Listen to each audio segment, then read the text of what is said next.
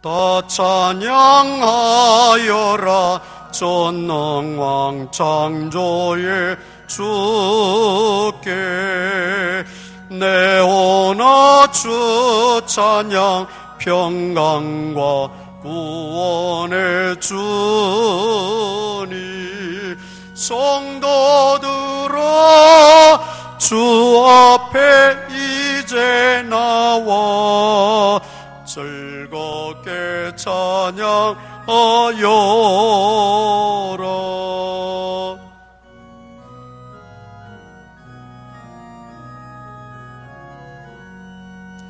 다 찬양하여라 온몸과 마음을 바쳐. 이 세상 만물이 주 앞에 다 나와 찬양. 성도들아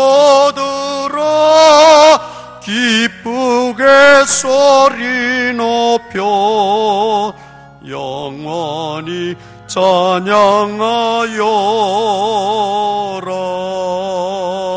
아멘.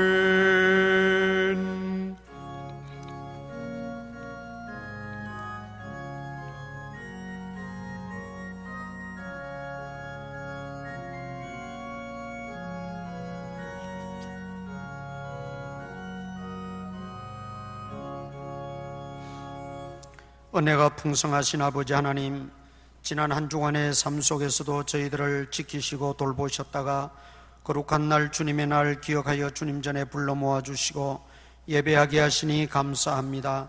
마음과 뜻과 정성을 다 예배하게 하시고 거룩한 예배 되게 하시고 성령님 임재하시는 복된 예배가 되어지게 하여 주옵소서. 오늘도 온종일 예배할 때 성령 충만하게 하시고 악한 사탄 마귀는 일절 틈 못하게 하여 주시옵소서. 예수님 이름으로 기도드리옵나이다. 아멘. 전능하사 천지를 만드신 하나님 아버지를 내가 믿사오며 그 외아들 우리 주 예수 그리스도를 믿사오니 이는 성령으로 잉태하사 동정녀 마리아에게 나시고 본디오 빌라도에게 고난을 받으사 십자가에 못 박혀 죽으시고 장사한 지 사흘 만에 죽은 자 가운데서 다시 살아나시며 하늘에 오르사 전능하신 하나님 우편에 앉아 계시다가 저리로서 산자와 죽은 자를 심판하러 오시리라. 성령을 믿사오며 거룩한 공회와 성도가 서로 교통하는 것과 죄를 사하여 주시는 것과 몸이 다시 사는 것과 영원히 사는 것을 믿사옵나이다. 아멘. 공동고백문 낭독합니다. 나를 주님의 도구로 써주소서. 미움이 있는 곳에 사랑을, 다툼이 있는 곳에 용서를, 분열이 있는 곳에 일치를, 의욕이 있는 곳에 신앙을, 그릇됨이 있는 곳에 진리를, 절망이 있는 곳에 희망을, 어둠의 빛을, 슬픔이 있는 곳에 기쁨을 가져오는 자 되게 하소서. 위로받기보다는 위로하고 이해받기보다는 이해하며 사랑받기보다는 사랑하게 하여 주소서. 우리가 줌으로써 받고 용서함으로써 용서받으며 자기를 버리고 죽음으로써 영생을 얻게 됨을 깨닫게 하소서.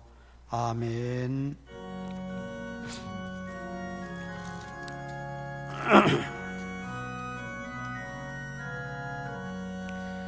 내 주의 나라와 주의 신성정과 피 흘려 사신 교회를 늘 사랑합니다. 내 주의 교회는 천성과 같아서 눈동자같이 아끼사 늘 보호하시네. 이 교회 위하여 눈물과 기도로 생명 다하기까지 널 봉사합니다. 성도의 교제와 교회의 위로와 구주와 맺은 언약을 늘 기뻐합니다.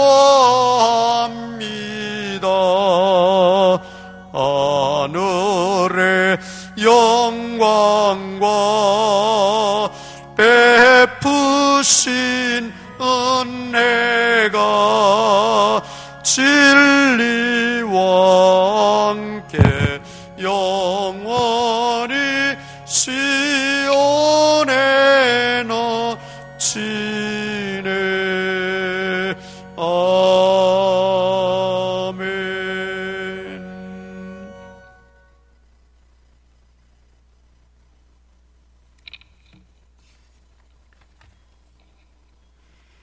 내가 평안히 눕고 자기도 하리니 나를 안전히 살게 하시는 이는 오직 여호와이시니이다. 죄악을 기뻐하지 아니하시고 행악자를 미워하시고 거짓말하는 자들을 멸망시키시는 하나님, 주를 경외함으로 성전을 향하여 예배하는 자들에게 주의 풍성한 사랑을 힘입게 하시고 의로 인도하여 주시니 감사합니다. 하나님을 경외하지 못하고 온전하게 주의 말씀에 순종하지 못한 한 주간의 삶을 용서하여 주시고 허물과 죄로 물든 우리를 주의 사랑으로 덮어 주옵소서. 우상 숭배와 교만함으로 가득한 이 나라를 돌아보며 회개하오니 코로나19가 더 이상 진행되지 않도록 이 나라를 구원하여 주옵소서. 모든 것을 가능하게 하신 하나님, 주님의 진노를 자비로 바꾸시며 이 땅을 치유하여 주옵소서. 더 이상 버틸 힘이 없어 간구하는 주의 사랑하는 자녀들을 위하여 긍휼을 베풀어 주옵소서. 어려운 시기이지만 감사의 입술이 회복되게 하시고 우리의 연약함을 짊어지신 예수님의 위로를 경험하게 하옵소서. 예배로 모일 수 없는 안타까운 교인들이 있습니다. 가정에서도 살아있는 신앙으로 지금 이곳과 동일한 은혜가 넘치는 예배를 드릴 수 있도록 하여 주옵소서. 지역 재개발로 인해 분주한 가운데 있습니다. 조합과의 원만한 합의가 이루어질 수 있도록 하나님께서 역사해 주시고 교회의 부흥과 활성화를 위해 목사님과 장로님, 교인 모두가 인내와 사랑으로 협력해 나갈 수 있도록 인도하여 주옵소서. 재물포 교우들의 사업과 직장 가운데서 역사하셔서 교인들 모두가 축복의 통로가 되어 살아가게 하여 주옵소서.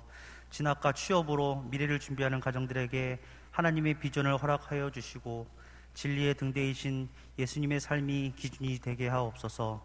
어김없이 추석이 다가오고 있습니다. 남은 올 한 해 맡겨주신 사명 잘 감당하여 후회 없게 하여 주시고 풍성한 열매 맺게 하여 주옵소서. 모든 일에 자족하여 넉넉한 마음으로 훈훈하고 안전한 귀성길 되게 하여 주옵소서. 목사님과의 영적인 교통을 통하여 말씀의 깨달음을 얻는 시간 되게 하여 주시고 영혼의 낙심에서 벗어나 유일한 소망이신 하나님을 만나게 하시옵소서. 선한 삶의 지표 되시고 진리의 등대이신 예수님의 이름으로 기도 올리옵나이다. 아멘.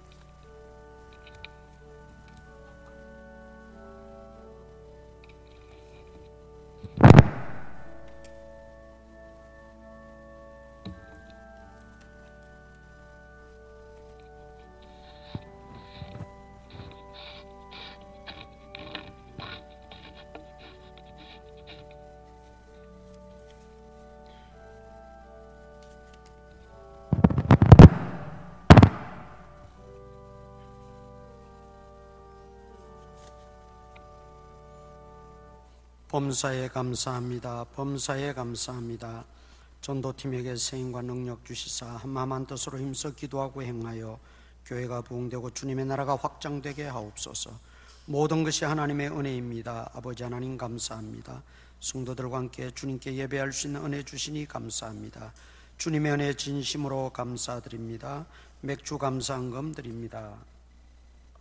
아버지 하나님, 주님 앞에 나올 때에 우리의 정성된 마음을 모아 하나님 앞에 귀한 예물 바칩니다. 주일헌금과 11조 성교, 또 맥주 감사헌금 1,000번째 장학, 건축 헌금동으로 드립니다. 주께서 다 기억하여 주시고 하나님 사랑하는 성도님들 가정에 믿음의 부유함이 있게 하시고 믿음으로 다 하나 되어지게 하시고 직장과 생업과 하는 모든 일 미치는 손길마다 하나님이 복되고 형통하게 하여 주시옵소서. 영육간의 강건함들을 도하여 주시고 가정이 믿음 안에서 평안하게 하여 주시옵소서. 예수님 이름으로 기도드리옵나이다. 아멘. 사도행전 2장 1절에서 4절.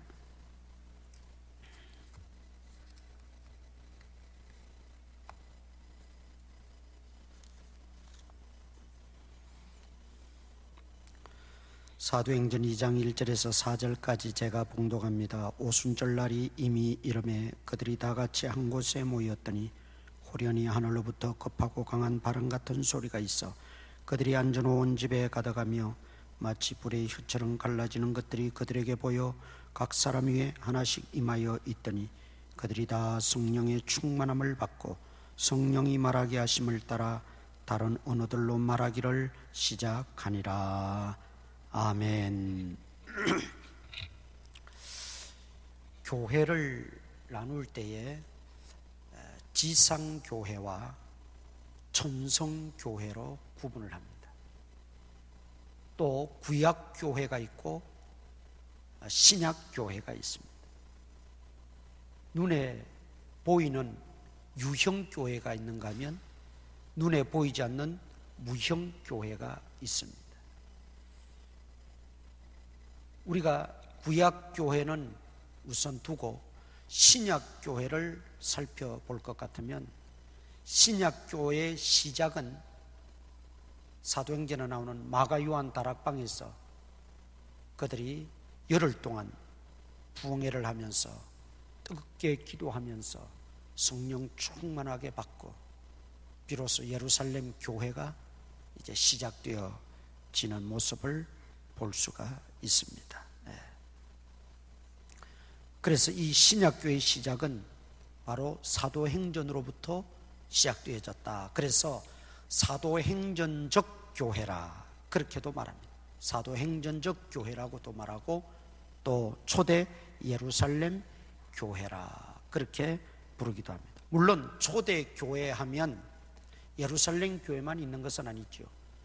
후에 예루살렘에 큰 핍박이 일어나서 각처로 흩어질 때에 안디옥에 가서 안디옥 교회를 또 설립하게 되어집니다. 그 안디옥 교회에서는 바나바와 바울을 따로 세워서 선교사로 보내고 전도자로 보내어서 또 많은 교회들이 세워지게 됐던 것이지요. 그래서 그 교회의 신약교회의 모태, 그것은 바로 초대 예루살렘 교회다.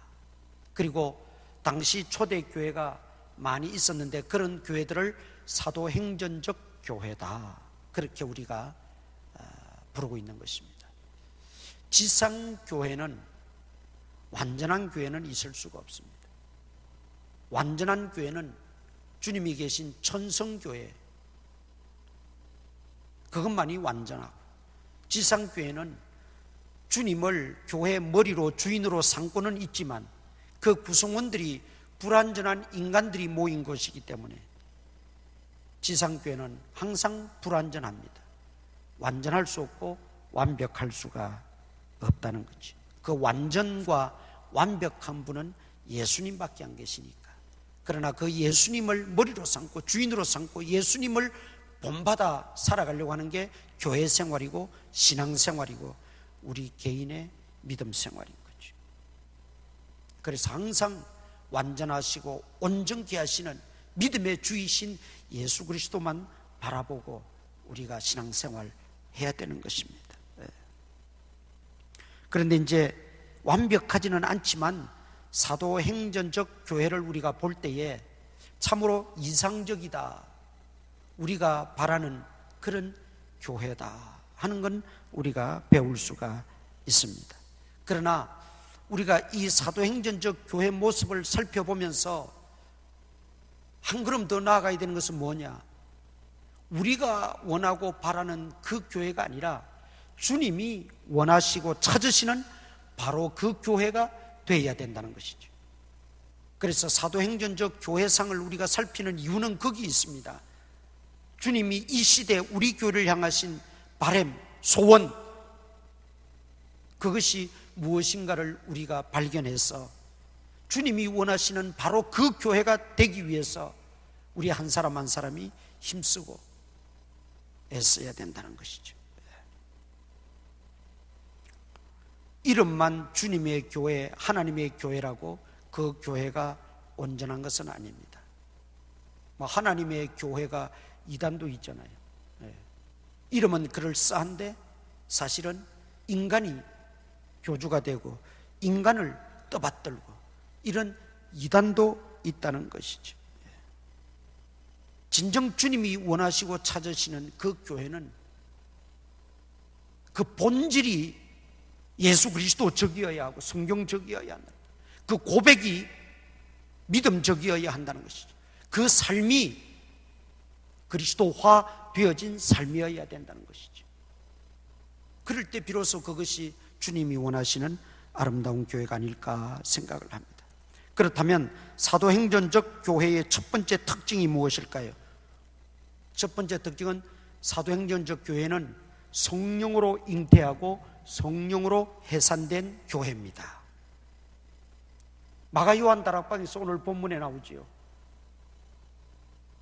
마가요한 다락방에서 그들이 모여서 뜨겁게 기도하고 베드로를 강사로 삼아서 열흘 동안 부흥 집회를 열고 집에 가서 일하고 또 와서 모여서 집회하고 기도하고 말씀 듣고 회개하고 이런 가운데 성령이 강하게 역사하셨어요.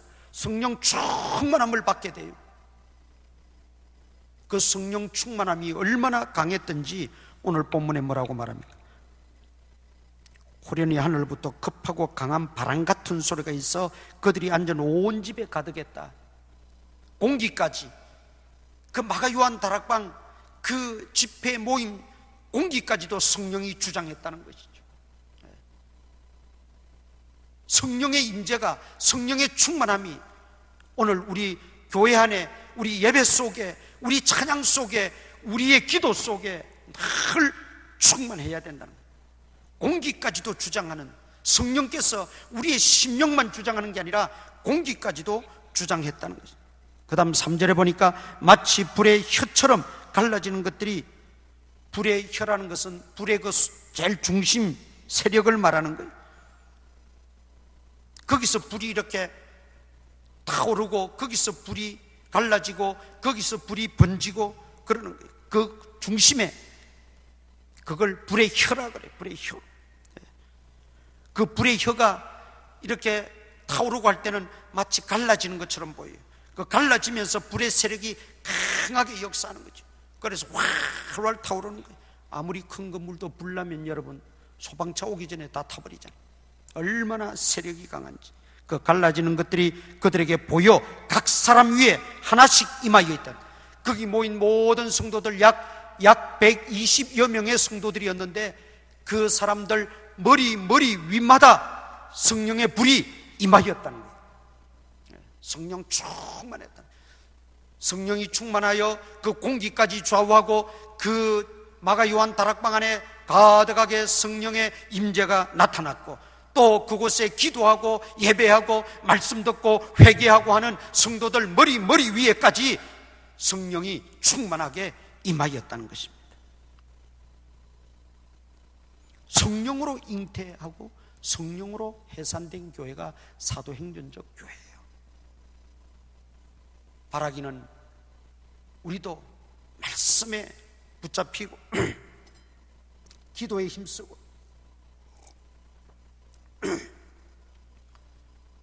회개할 바를 회개하고 하나님 앞에 정말 겸손하게 하나님의 은혜를 사모하면 여러분 내가 있는 그곳이 성령이 운행하시고 성령이 주관하게 됩니다.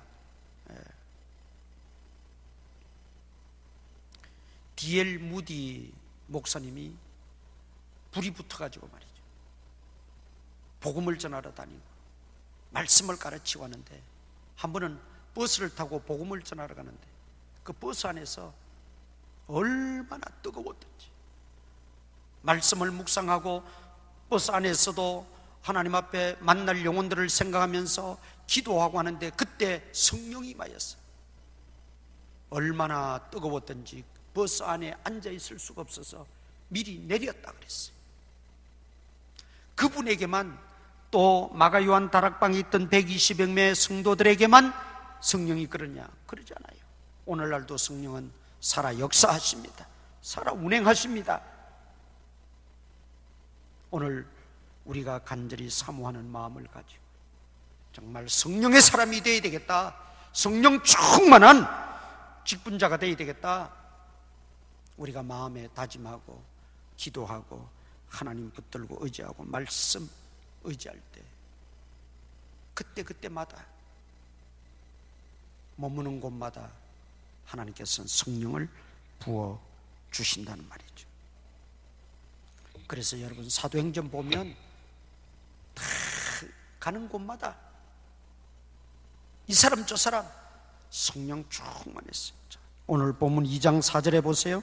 그들이 다 성령의 충만함을 받았다. 그들이 다 성령의 충만함을 받았다. 예외 없이 다 성령의 충만함을 받았다. 여러분, 우리 교회 모든 교우들이 예외 없이 다 성령의 충만함을 받을 수 있기를 축원합니다. 또 여러분 4장 8절 보세요. 사도행전 4장 8절.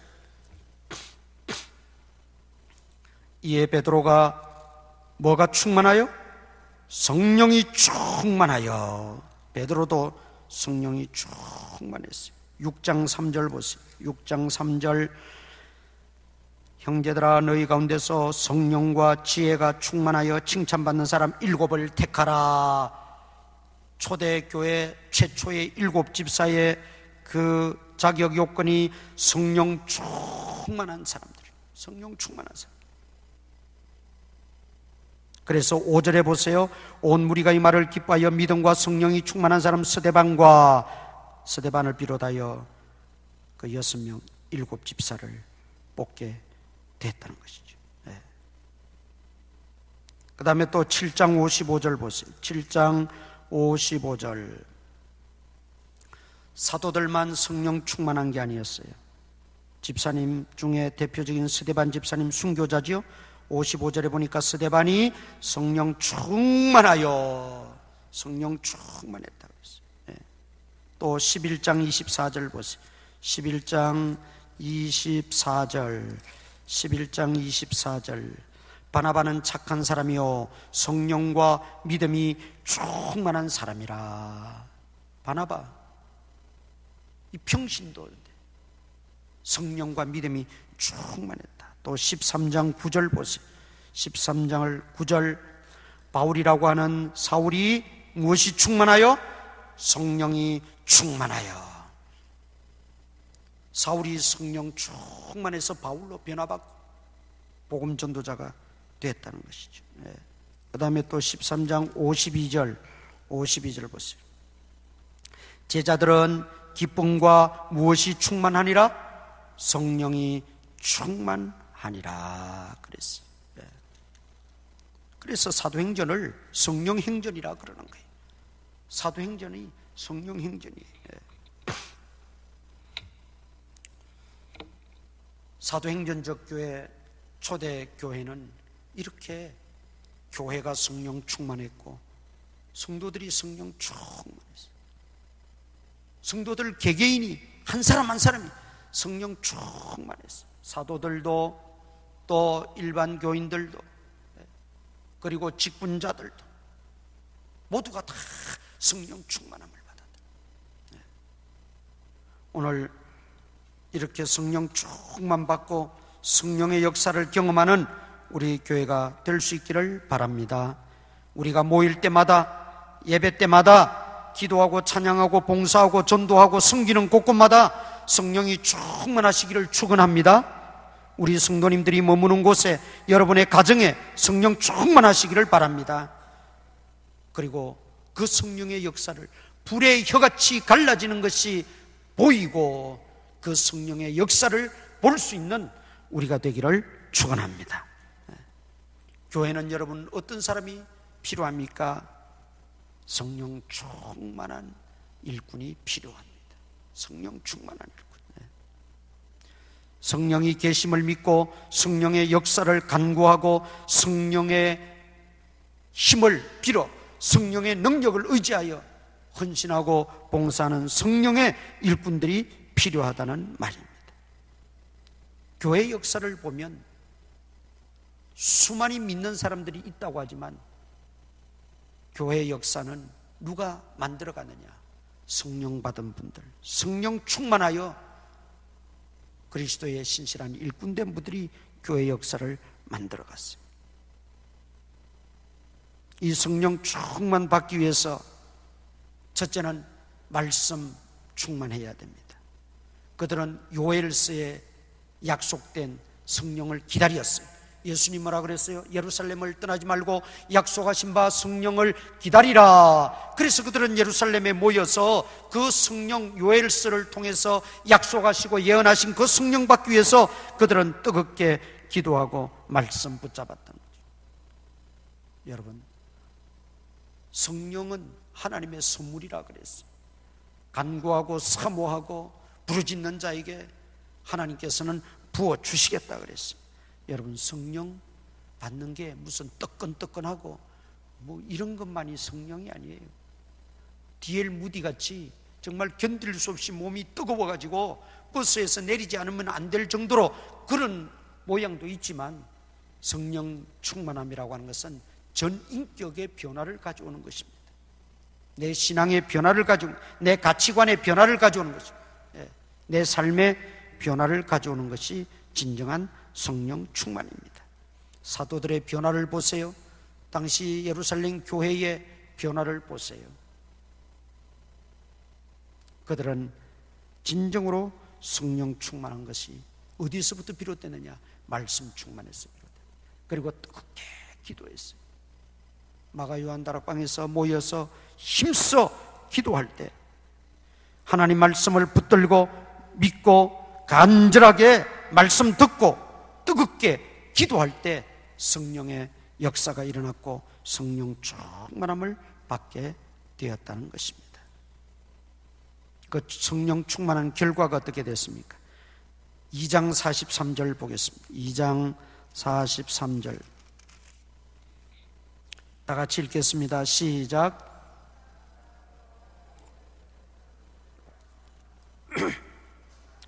기사와 표적이 많이 나타났다. 기사와 표적이 많이 나타났어요. 3장에 보면 바로 그걸 증명하고 있어요. 나면서부터 40년 동안 안전뱅이로 살아가던 사람을 베드로와 요한이 기도하러 성전에 올라가다가 만나고 그를 일으켜 세웠고 그가 걷기도 하고 뛰기도 하며 하나님을 찬양했다 그랬어요. 많은 기사와 표적이 나타났어요. 그 이후에도 놀라운 표적 기사들이 여기저기에서 터져나오기 시작했습니다. 꼭 기적이 있어야만 예수님이 있고 꼭 기적이 있어야만 하나님이 살아계시고 하나님의 능력이 있고, 그런 기적 위주의 신앙은 잘못됐다 그랬죠. 그러나 우리가 성령 충만 받으면 그만큼 하나님의 강한 역사가, 하나님의 크신 역사가 임한다는 것을 의미하는 것입니다. 여러분, 하나님이 내게 어떤 기적이나 어떤 역사가 필요하면 내가 성령 충만할 때 하나님이 기적을 나타내서라도 어떤 역사를 통해서라도 하나님이 해결하시고 하나님이 이끌어가시고 주관하시는 겁니다. 이것은 내 개인, 우리 가정사, 우리 교회, 우리 민족 다 마찬가지. 솔로몬이 나라와 민족을 위해서 1000번제를 드리고 하나님 앞에 간절히 예배하고 하나님께 영광을 돌리고 또 하나님 앞에 제사를 드리고 났더니 하나님께서 솔로몬에게 앞으로 이스라엘 백성들에 대한 무한한 복을 약속해 주십니다. 구약의 성령 충만이라는 말이 없어요. 솔로몬이 성령 충만했던 겁니다. 솔로몬이 성령 충만했던 겁니다. 그래서 하나님 앞에 기도하고 백성들을 대표하여 간구했더니 하나님께서 그 솔로몬의 기도를 들으시고 백성들에게 복을 약속하시는 걸 우리가 볼 수 있다 이 말이죠. 기사와 표적이 나타나는 것은 꼭 이적이 일어나야만 그게 기사고 표적이라는 말이 아닙니다. 하나님 필요하면 이적도 허락하시고 또 우리 삶에 우리 모든 생활에 하나님이 필요한 간섭과 필요한 은혜와 필요한 은사와 필요한 역사들을 하나님이 시시때때로 베풀어 주신다는 말입니다. 성령 충만할 때.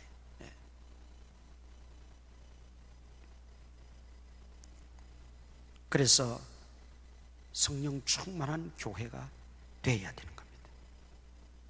그 다음 성령 충만한 이 결과가 무엇입니까? 그들은 두려움이 사라졌어요. 두려움이 사라졌어요. 이 말은 무슨 말이냐면 고난을 두려워하지 않았다는 거예요. 고난을 두려워하지 않았다. 예수 믿는 사람들이 점점 늘어나고 교회가 점점 부흥되어지고 유대교에서 심지어 개종해가지고 기독교로 들어오는 사람들이 많게 되니까 유대 종교 지도자들이 위기감을 느꼈는지 핍박하기 시작했어요.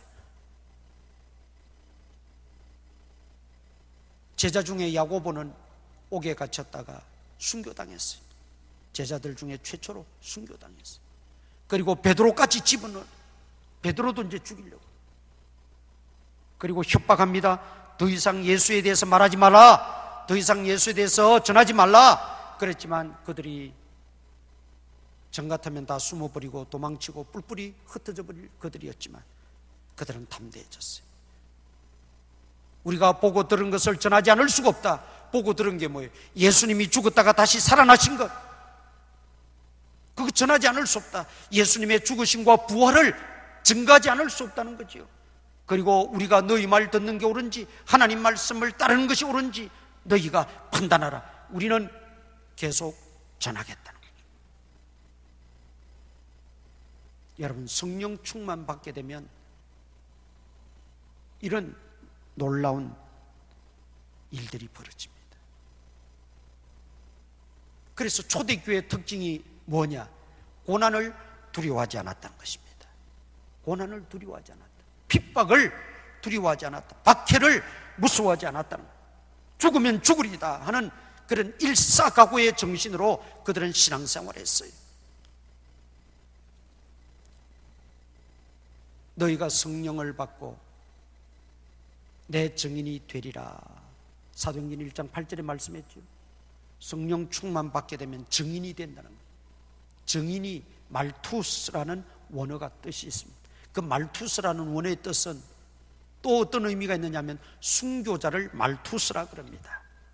그 당시에 예수 믿기로 작정하고 세례받으면 나는 순교자가 되겠다 이미 각오하고 다짐하는 거예요. 말투스가 되겠다는 거는 단순한 증인, 복음 전하는 자로서 그치고 마는 것이 아니라 내가 복음 전하다가 끝내 목숨 바치겠다, 그 의미입니다. 그래서 순교자와 증인은 같은 단어인 말투스를 사용하고 있다. 고난을 두려워하지 않았어요. 죽는 걸 두려워하지 않았어요. 옥에 갇히고 매를 맞는 걸 두려워하지 않았어요. 오히려 기쁘게 여기더라 그랬어요. 여러분, 사도행전적 교회는 고난을 두려워하지 않았어요.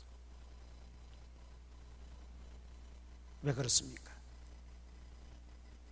예수님의 생애가 온통 고난의 생애였기 때문에 그의 탄생으로부터 그의 죽으심까지 처음부터 끝까지 고난의 생애가 예수님의 생애였어요. 그걸 비로소 깨달은 제자들, 예수님도 이 땅에 계시면서 그런 수없는 고초와 고난을 당하셨는데 우리가 복음 때문에, 예수님 때문에, 믿음 때문에 이렇게 당하는 고난을 회피했어야 되겠느냐? 이걸 불평했어야 되겠느냐? 고난을 기꺼이 받아들이고 순교자적 각오로 그들은 신앙생활했다. 따라서 오늘 우리들에게도 필요한 믿음은 바로 이런 믿음입니다. 그런데 할 수만 있으면 고난을 멀리 하려고 해요. 고난은 예수님이 다 가져가시고 나는 조금이라도 더 편안하게 믿어야 되겠습니다. 이게 우리의 모습은 아닌가 이 말이죠. 사도 바울을 보세요. 얼마나 많은 고난을 겪었어요. 고난을 받아야 할 이유가 없는 그였지만 40에 하나 감한매, 그러니까 39대죠. 하나가 빠지니까 율법적으로 40대는 못 때리게 돼 있어요. 그러니까 39대까지 때리는 거예요. 그걸 10번 때려도 괜찮아. 그러니까 그게 10번 맞아서 안 죽을 사람이 어디 있어요. 그런데 때려서 죽였는데도 문제가 안 돼요. 왜? 40은 안 때렸으니까. 40에 하나 감한 매를 3번이나 맞았다 그랬어요. 태장을 39대씩 3번이나 맞았어요. 그러니 살아있는 게 기적이죠. 살아있는 게 하나님의 은혜예요. 그것뿐만이 아니죠. 옥에같이 또 심지어 자객들을 보내가지고 사도 바울을 도중에서 죽여버리려고 하는 계략도 있고 온갖 어려운 고난이 사도 바울 앞에 있었지만 예수님의 십자가를 바라보면서 그 고난을 회피하지 않았습니다. 멀리하지 않았습니다. 현대 우리의 모습과는 너무나 대조적이죠. 우리는 어떻게 하면 탄탄대로를 걷나? 어떻게 하면 만사형통의 길이 없을까? 어떻게 하면 좀 더 편안하게 믿을까? 거기에 너무 빠져있지는 않습니까? 골로새서 1장 24절에 보면 교회 완성을 위해서 사도 바울은 이렇게 말합니다. 나의 남은 고난을 그리스도의 몸된 교회에 채우노라. 그렇게 고난을 많이 받고서도 또 고난이 있다고 그래요. 그런데 그 고난 받는 것은 그리스도의 몸된 교회에 채우노라. 그리스도의 몸된 교회가 교회되게 하기 위해서, 온전한 교회되게 하기 위해서 나는 그 고난, 남은 고난마저 채운다. 그렇게 고백하고 있어요. 교회를 얼마나 사랑하고 교회가 얼마나 귀한 것인가를 깨달은 이 사도 바울은 온전한 교회, 아름다운 교회, 교회 완성을 위해서 내게 남은 고난, 내가 회피하지 않고 그 고난 감수하겠다는 것입니다. 사도행전적 교회는 고난을 이겨내는 교회였습니다. 핍박과 박해가 사실 요즘은 그렇게 없어요. 예전처럼. 오히려 우는 사자같이 덤벼들면 우리가 처음에는 움찔하지만 아우, 사자가 나를 삼키려 하는구나. 정신을 바짝 차려요.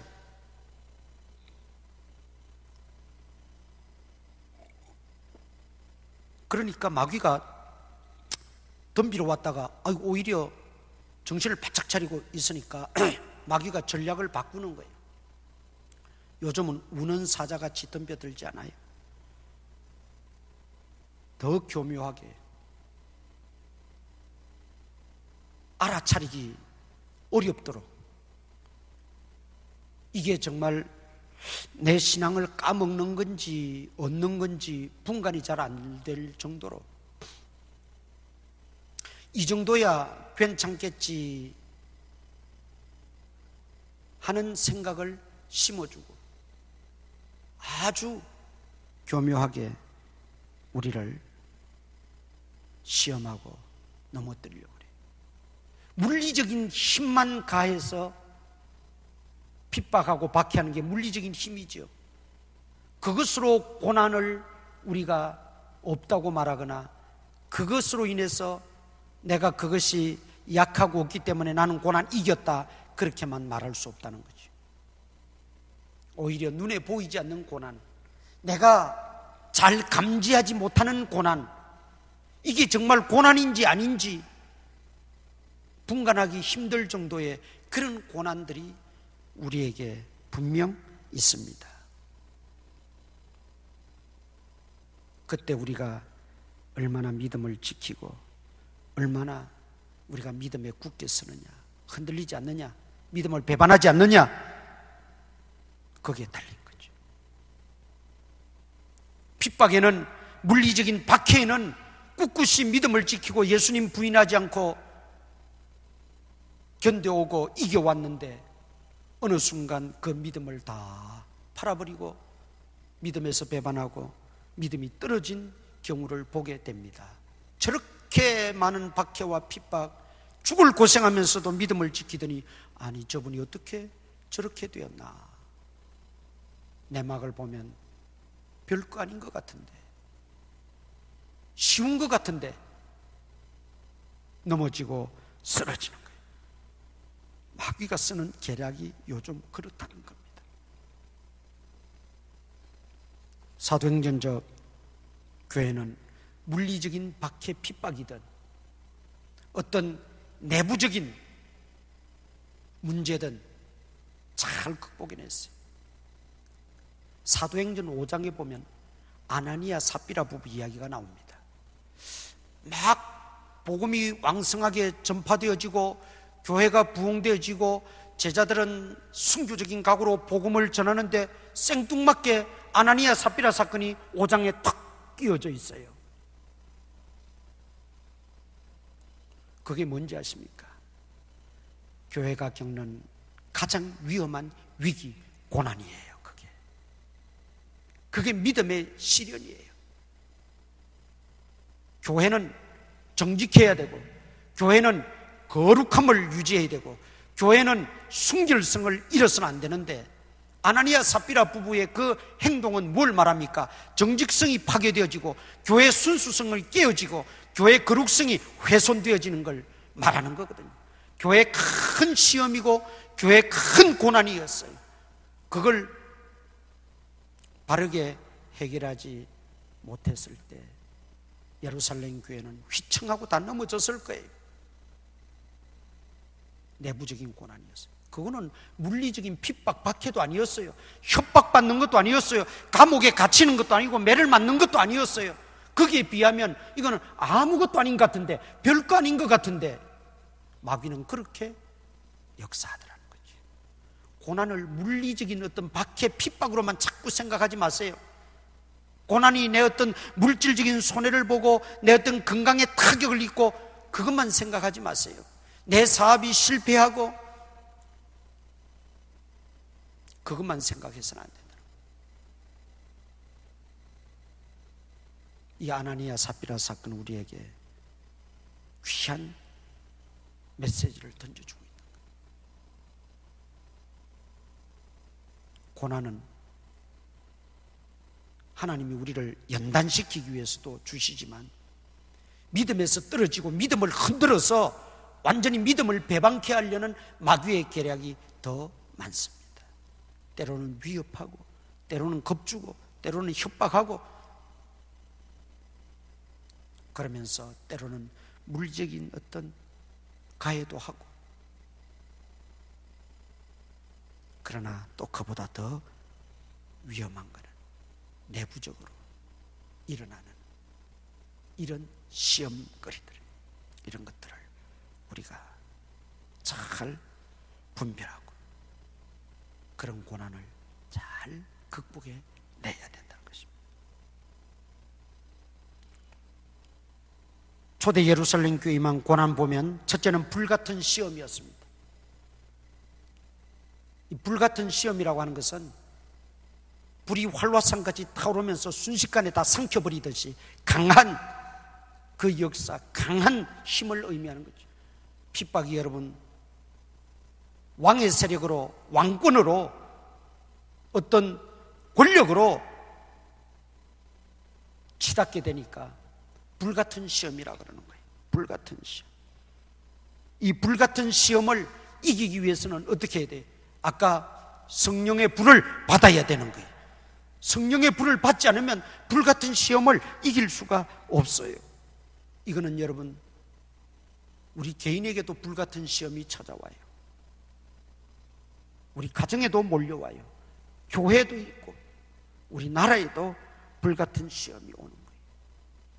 그럴 때 이 불같은 시험을 이길 수 있는 비결은 내가 성령의 불을 받지 않으면 안 되는 거예요. 그래서 우리 본문에서 아까 그들이 성령의 불을 다 받았어요. 네. 그러니까 이 불같은 시험을 이겨낼 수 있는 힘이 생겼다는 것이죠. 네.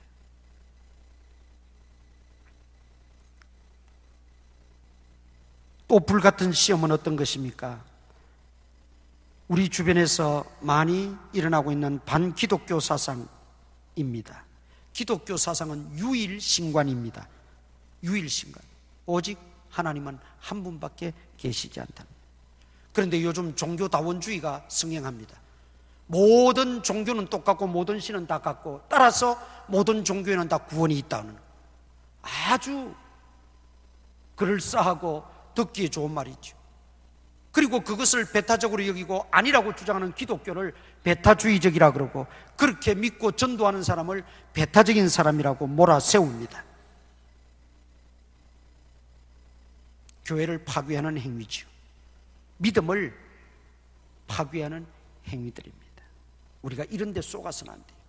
이런 일에 우리가 넘어가서는 안 된다는 거죠. 예. 뿐만 아니라 마귀는 교회에 어떤 고난을 주느냐? 교회를 파괴하기 위해서 마귀가 온갖 무기들을 다 동원해서 이제 접근하고 공격합니다. 영의 눈으로 그걸 좀 볼 수가 있어야 돼요. 자, 사도행전 6장 찾아보세요. 사도행전 6장 12절. 사도행전 6장 12절 읽습니다. 시작. 백성과 장로와 서기관들을 충동시켜 와서 잡아가지고 공회에 이르러. 자, 여기 보니까 충동시켰다. 백성들을 충동시켰어요. 그 다음 장로와 서기관들, 핵심 사람들이죠. 여기 사도들을 잡아가두고 스데반 집사님을 잡아가두고 죽이는 일에 먼저 충동시켰다. 이 충동시켰다는 것이 오늘날로 표현하면 여론을 형성했다 그 말입니다. 여론을 조작하거나 여론을 자기들 유리한 대로 몰아갔다 그런 말입니다. 어떤 방법을 통하든지 민중들을 통하든지 핵심자들을 통하든지 여론을 몰아가서 스데반 집사님을 죽이는 일에 앞장섰다는 거예요. 그 다음 13절 보세요. 13절 거짓 증인들을 세웠다. 여론을 몰아가고 거짓 증인들을 세웠다는 것입니다. 그래서 거짓 증인이라 그랬어요. 증인은 원래 거짓말하면 안 돼요. 그래서 증인석에 딱 서서 먼저 증언하기 전에 선서부터 하잖아요. 나는 사실과 다른 것을 할 때는 응당의 그 대가를 치르고 벌을 받겠다고. 그런데 여기는 아예 거짓 증인이라 그랬어요. 거짓 증인. 거짓말을 한다는 거죠. 온갖 거짓말을 다 만들어내고 조작하고 부풀려 가지고 스데반 집사님을 죽이는 일에 앞장섰다는 거예요. 오늘날 한국 교회를 향해서 이런 일들이 비일비재하게 일어나고 있습니다. 여론을 조작하고 매스컴이나 언론을 통해서 한국 교회를 무수히 때리고 있어요. 물론 우리가 겸허하게 귀담아 들어야 될 내용도 있어요. 그러나 그것이 전부가 아니에요. 그 내면의 속사정을 보면 마귀 사탄이 한국 교회를 파괴하고 무너뜨리기 위한 전략으로 지금은 그런 매체들, 현대 가장 활용하기 좋고 효과가 높다고 하는 그런 것들을 통해서 역사하는 거예요. 역사하는 거예요. 그리고 거짓 증인들을 세운다. 우리가 거짓말인지 참말인지, 저게 옳은 말인지 틀린 말인지를 우리가 잘 분간할 수 있어야 됩니다. 공산주의자들이나 극단적 사회주의자들의 특징은 뭡니까? 여론 조작에 능하고 충동질 잘하고 그리고 거짓말 잘합니다. 이것이 마귀의 속성입니까? 마귀를 뭐라고 그랬어요? 거짓의 아비라 그랬어요. 거짓의 아비. 예. 앞으로 갈수록 마귀는 교회와 대척점에 서서 믿음을 흔들고 교회를 무너뜨리려고 합니다. 어떤 방법을 통해서라도. 그럴 때 우리가 정신을 차려야 돼요. 정신을 차려야 돼요. 우리나라에 지금 안타까운 현실들이 벌어지고 있어요. 차별금지법을 지금 이제 통과시키려고 그래요. 그게 또 하도 차별금지법 한국교회에서 반대하니까 평등법이라고 아주 교묘하게 바꿔버렸어요. 차별금지하면 안 되지요. 평등해야지요. 맞아요, 그 말은. 그런데 그 속에 궁극적인 목적은 뭐냐? 동성애를 집어넣어가지고 그거 합법화 시키려고 그렇게 만드는 거예요.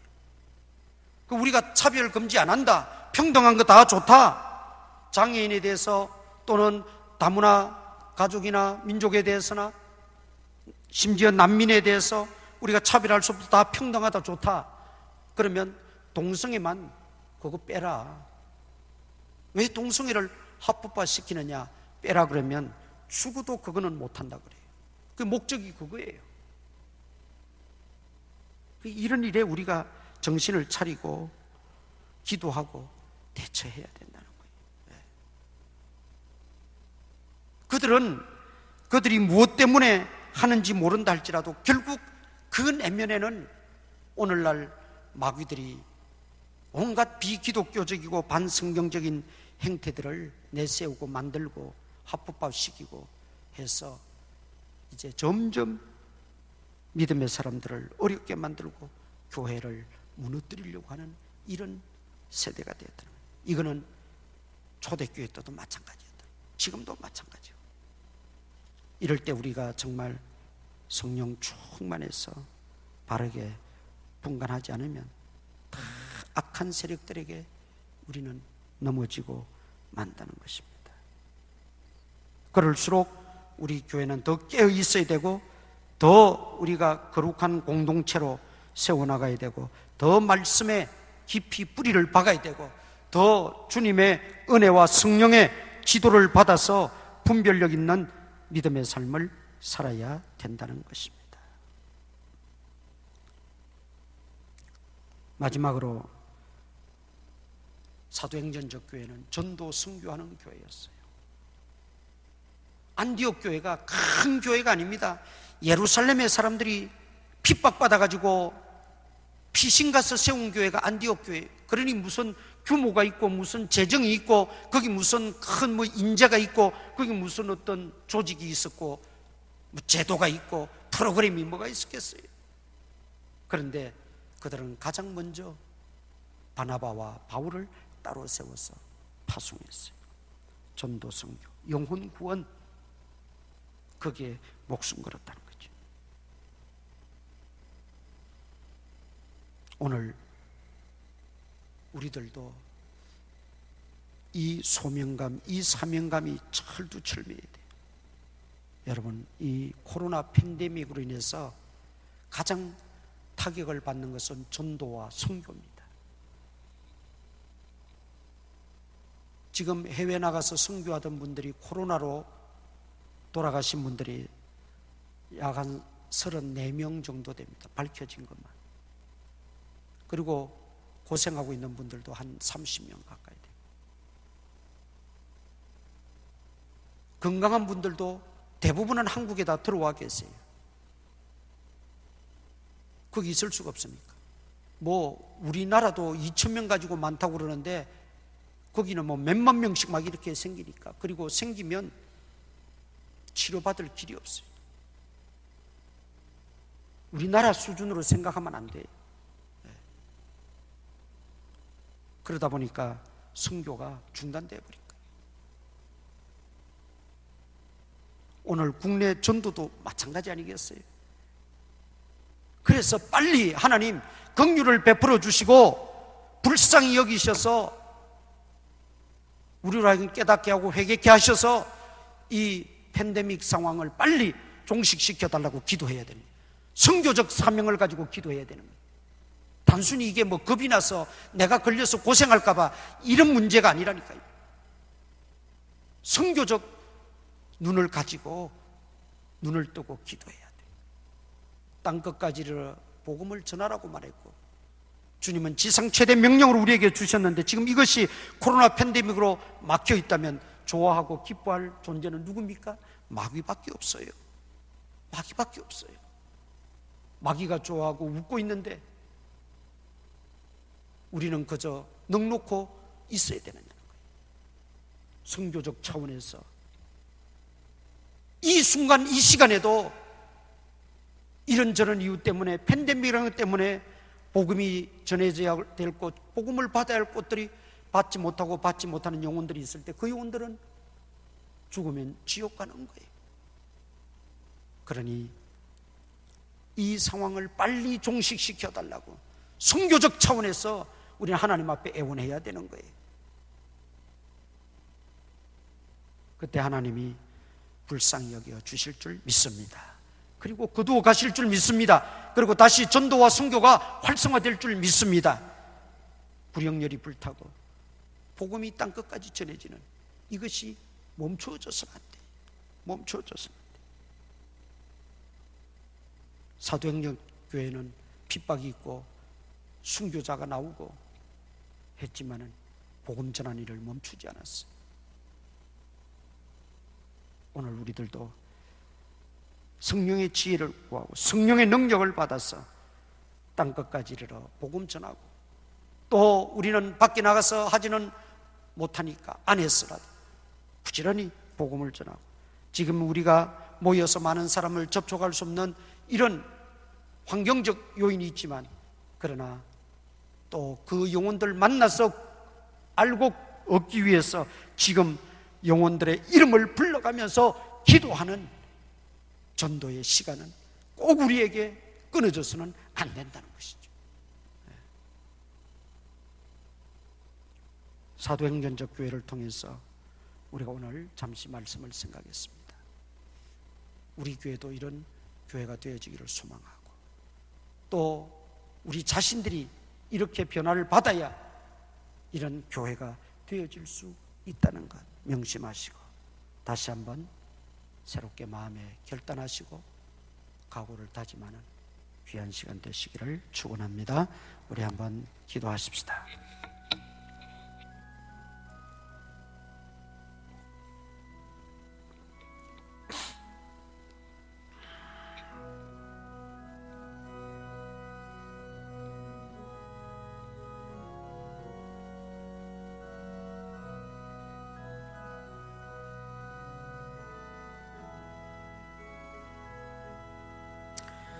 아버지,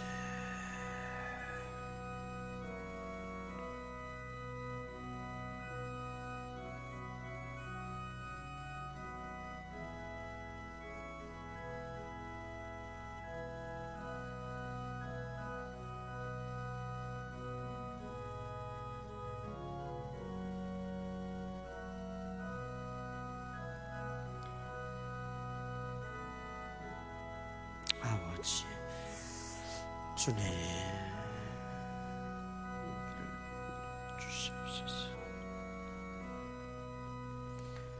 전능하신 아버지 하나님, 사도행전적 교회가 정말 완전한 교회는 아니지만 그러나 이상적인 교회로 우리 교회도 그대로 본받고 그대로 되어지기를 원합니다. 주여 도와주시옵소서. 우리를 사용하여 주시옵소서. 예수님 이름으로 기도드리옵나이다. 아멘.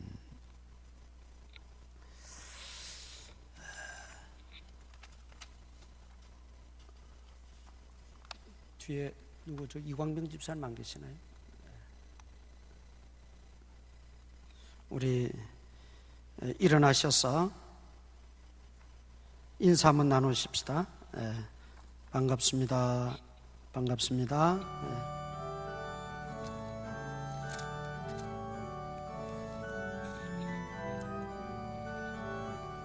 시온성과 같은 교회 그의 영광 안없다.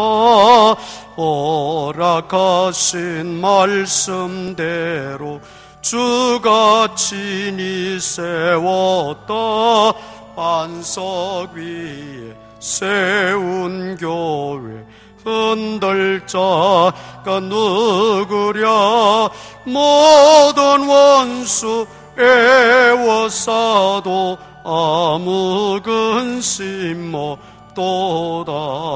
생명샘이 솟아나와 모든 성도 마시니 언제든지 흘러넘쳐 부족함이 없도다. 이른 물이 흘러가니 목마를 자 누구랴. 주의 은혜 풍족하여 넘치고도 넘친다. 주의 은혜 내가 받아 시온 백성 되는 때 세상 비방에도 주를 찬송하리라.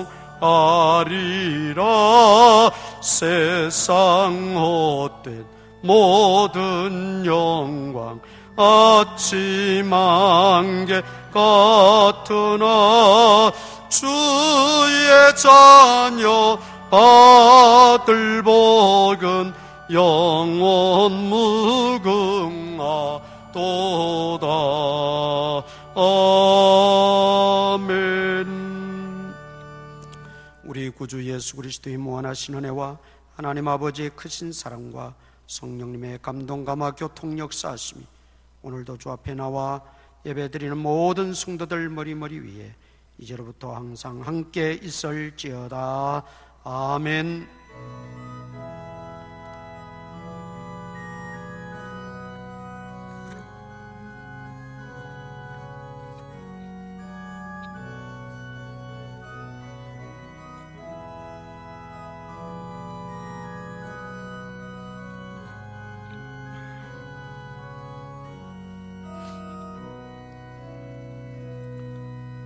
자리에 앉아 주시길 바랍니다. 우리 이광병 집사님한테 가서 그것저것 하나 갖다 달라 그래요. 재정보고서 전체 된 거. 재정보고서 저 그건가요? 가져오세요. 방송실에서는 좀 띄워주시기 바랍니다.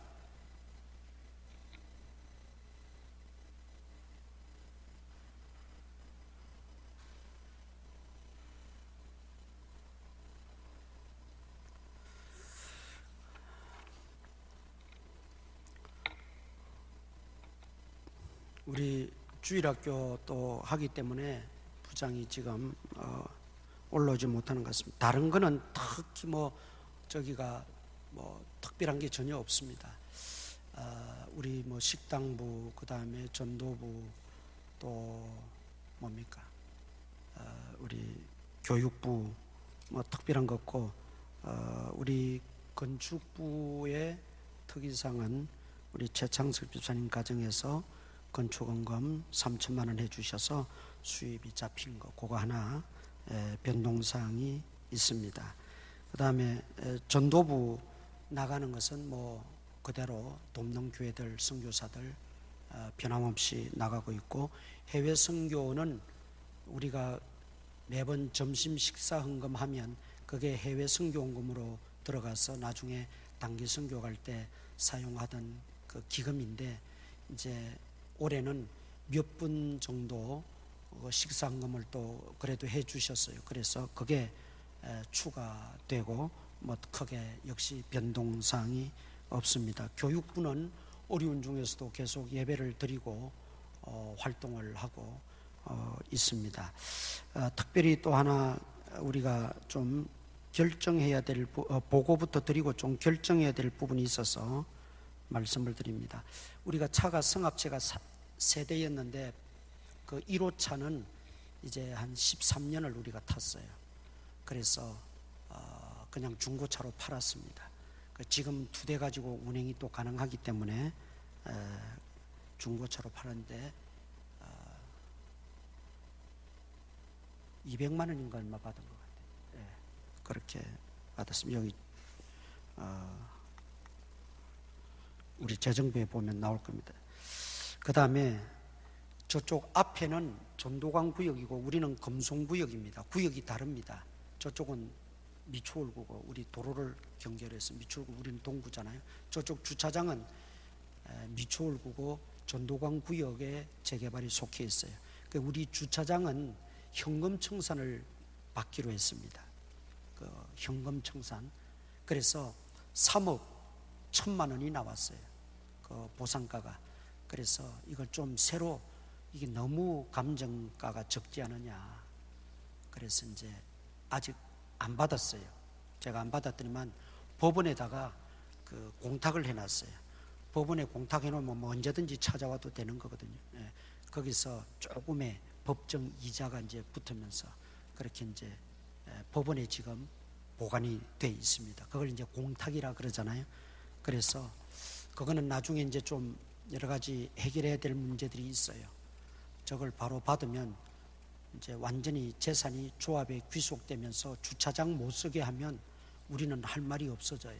그래서 그런 여러 가지 복잡한 문제들이 있기 때문에 그냥 공탁만 돼 있고 그건 나중에 다 해결이 되면 우리가 찾아오면 조금 붙은 이자까지도 찾아오게 되니까 그렇게 여러분들이 좀 이해하고 계시면 되겠습니다. 그리고 이제 우리가 이 재개발, 재건축 이걸 진행하면서 예를 들어서 이제 땅은 우리가 얻어놨잖아요. 그래서 교회를 새로 지어야 되는데 새로 짓기 위해서는 이제 이 설계가 필요하지요. 설계가 필요하고 또 건축이 필요하고 합니다. 그래서 이 일을 이제 맡아서 해야 될 건축위원들이 사실은 있어야 돼요. 건축위원회가 정식으로 구성이 돼야 된다 이 말이죠. 이걸 뭐 당회가 다 할 수도 없고 목사가 다 할 수도 안 되고 다 할 수도 없지만은 그래서 건축위원회를 구성해서 앞으로 그 모든 건축에 관한 일을 그분들이 추진하고 진행해 나가도록 하자 그랬어요. 그래서 그 건축위원회를 구성을 해야 되는데 우리가 여기서 뭐 누가 좋습니다 뭐 이걸 다 그렇게 할 수는 없잖아요. 그래서 제가 안을 하나 내는 것은 당회에다가 일단 일임을 해주시면 당회에서 건축위원들을 이제 기관의 대표를 뭐 한 사람씩 정한다든지 어떻게 해서 건축위원을 이제 구성해서 이제 다음 재직회 때 이제 발표를 하고 보고를 하면 좋겠다 그런 생각이 들어요. 우리가 또 한꺼번에 예수를 다 모이면 뭐 시간이 좀 가더라도 추천을 받아서 그렇게 구성을 할 수도 있겠지만은 그럴 형편도 못 되고 해서 제가 그 안을 하나 그렇게 내는 겁니다. 당회에다가 건축위원회 구성을 그리고 앞으로 건축에 관한 일체 모든 일을 관장할 수 있도록 그렇게 일임을 해주시면 구성을 해서 다음에 보고 드리겠다는 겁니다. 어떻습니까? 여기에 대해서 뭐 이의가 있습니까? 이의 없습니까? 예. 다들 이의 없으시죠? 예. 그러면 그렇게 진행을 하도록 하겠습니다. 또 한 가지가 있습니다. 우리가 이 방송시설의 확충을 위해서 이제 뭐 우리가 기도는 하고 있습니다만은 준비는 해야 되니까 이 온라인 예배나 이런 앞으로 비대면이 언제까지 우리가 빨리 종식되기를 좀 바라면서 기도는 하는데 언제까지 될지 몰라서 이런 방송시설의 확충을 지금 제 이 목소리가 이제 그대로 나가는데 이런 것들이 조금 이제 조정되고 이렇게 해서 나가고 하는 이런 모든 시설들을 우리가 확충하는 과정에 원래 이제 계획은 총 비용이 389만 원이 들었습니다. 389만 원이 들었는데 그 비용이 이제 하다 보니까 조금 더 좋은 모델로 또 바뀌고 신형 모델로 바꾸고 하다 보니까 조금 돈이 들어갔는데 이 부분을 우리가 원래 예산이 없던 부분이기 때문에 재직해서 추인을 해 주셔야 됩니다. 그래서 제가 예배 시간 때마다 이 부분을 이제 추인을 우리가 받아서 재정부에서 집행이 되도록, 이것이 추인이 없으면 재정부에서도 마음대로 집행을 못해요. 그래서 또 어떤 분들은 교회 옮길 텐데 옮기고 나서 잘 하지, 그런 분도 있는데 지금 이런 시국에 언제까지 갈지 모르고, 또 이거는 그대로 옮겨가서 또 사용해도 무난하고 문제는 없고, 또 여기서 우리가 언제 옮길지도 확실치 않고 여러 가지 그런 것 때문에 일을 하다 보니까 이제 그렇게 진행을 하게 되어서 사실 이 부분은 이미 공사는 끝이 나 있는데 우리가 대금을 지불해 줘야 되는 관계가 있습니다. 그렇게 하시고, 혹시 여기에 이 부분을 우리가 재직계 추인이 필요하기 때문에, 결정이 필요하기 때문에 제가 말씀을 드립니다. 여기에 대해서 어떻게 할까요?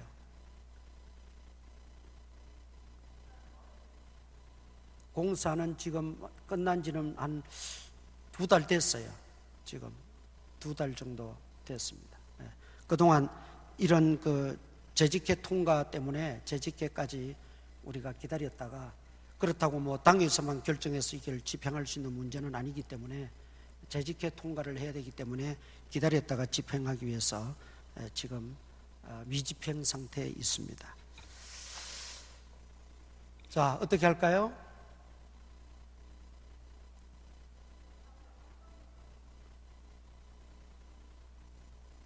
말씀을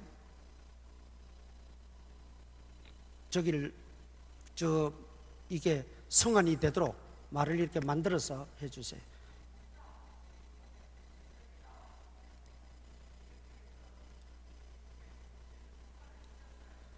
그게 옳은 방법이죠. 근데 재직회 전에 그 공사비가 사실은 아까도 말씀드렸지만 하다 보니까 조금씩 늘어나면서 결국은 재직회를 통과해야 되는, 이하면 사실은 예비비도 있고 하기 때문에 안 해도 되는데, 하다 보니까 자꾸 또 욕심도 좀 생기고 또 신형이 나오고 이렇게 하다 보니까 이게 이제 금액이 추가되면서 일이 이제 그렇게 진행이 됐습니다. 그러니까 그 부분은 우리가 저부터 우리 당회가 또 미처 챙기지 못하고 미처 그런 걸 이렇게 딱 떨어지게 이렇게 하지 못한 거는 또 실수한 부분이 없잖아 사실은 있어요. 그래서 그렇게 아까도 제가 그래서 초두에 그렇게 말씀을 드렸습니다.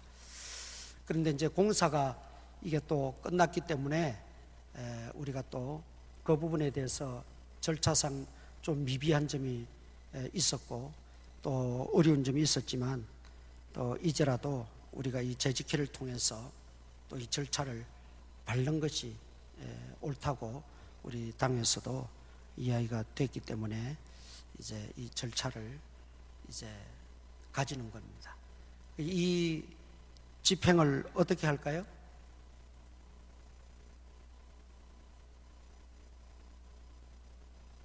말씀들을 해주셔야.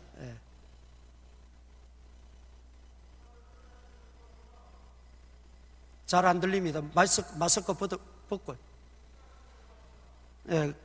처리하는 걸로 동의 들어왔습니다. 재청 있으십니까? 재청 들어왔습니다. 가하면 예 하시기 바랍니다. 아니면 아니요 하시고요. 그러면 우리 이거는 일부 예배만 하는 게 아니고 다 할 거예요. 제가 다 해서 그대로 할 겁니다.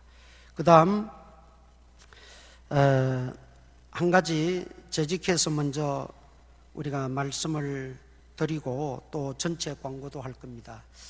우리 노회의 영종에 하늘소망교회라고 있습니다. 우리가 시찰이 남부 시찰인데 우리 시찰입니다. 우리가 동구, 중구가 우리 남구까지가 우리 남부 시찰이니까 우리 노회 영종에 하늘소망교회가 있는데 정기 누전으로 지난 수요일 날 완전히 불이 다 나버렸어요. 다 타버렸어요, 교회가. 그리고 또 한 달 전에 지금 딱 올해 50난 목사님인데 개척을 부계동에, 저 부평 부계동에 개척을 하시다가 뭐 힘이 드셨는지 갑자기 위에서 출혈이 되면서 급성 위출혈이 되면서 병원에 도착하자마자 돌아가셨어요.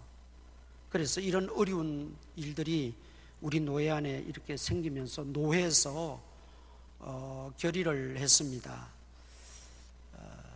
십시일반으로 각 교회에서, 노회 전체 교회에서 각 교회마다 다 어렵지만 그냥 정성껏 좀 헌금해서 좀 도와주자. 그러면 이 어려울 때 힘이 되지 않겠느냐 그랬어요. 그래서 우리가 당에서 모금을 한번, 헌금을 한번 하기로 하고 재직해서 보고를 드립니다. 그리고 광고는 이제 제가 또 예배 시간에 해서 9월 마지막 주 25일인가요? 며칠인가요? 하여튼 9월 마지막 주에 헌금을 한번 하도록 그렇게 하겠습니다. 또 개인적으로 도와주실 분들은 또 개인적으로 저한테 말씀을 따로 하셔도 좋고요.